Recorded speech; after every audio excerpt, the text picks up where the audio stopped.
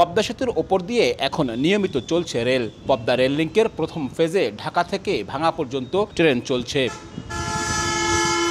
এদিকে পদ্মা রেল লিংকের দ্বিতীয় ফেজের কাজ এখন প্রায় শেষ পর্যায়ে। আগামী জুলাই মাসে কাজ শেষে উন্মুক্ত করে দেয়া হবে ঢাকা থেকে যশোর পর্যন্ত পুরো পদ্মা রেল লিংক। ফলে খুলনা থেকে ঢাকার দূরত্ব ৩৬৭ কিলোমিটার থেকে কমে হবে ১৭২ কিলোমিটার। এরই মধ্যে রেলওয়ে পশ্চিমাঞ্চল থেকে নতুন রুটের রেলের যাত্রা নিয়ে পাঠানো হয়েছে প্রস্তাবনা। সে অনুযায়ী সুন্দরবন এক্সপ্রেস, চিত্রা এক্সপ্রেস সহ খুলনা থেকে পদ্মা সেতু হয়ে প্রতিদিন ৪ জোড়া ট্রেন যাবে ঢাকায়। ভোর ৬টা, বেলা 12:30, দুপুর 2:30 এবং সন্ধ্যা 7:30টায় খুলনা থেকে ছেড়ে যশোর, নড়াইল, ভাঙা পদ্মা সেতু হয়ে ঢাকায় পৌঁছাবে। এতে সময় লাগবে ৩ থেকে 3.5 ঘন্টা। প্রস্তাবনায় সর্বনিম্ন ভাড়া নির্ধারণ করা হয়েছে 550 টাকা। 3.5 ঘন্টায় যাওয়া যায়, মানে এটা 1/3 অর্থাৎ 3 ভাগের 1 ভাগ সময় নেমে আসবে। এটা একটা আলাদিনের চেরাগের মতন একটা ঘটনা।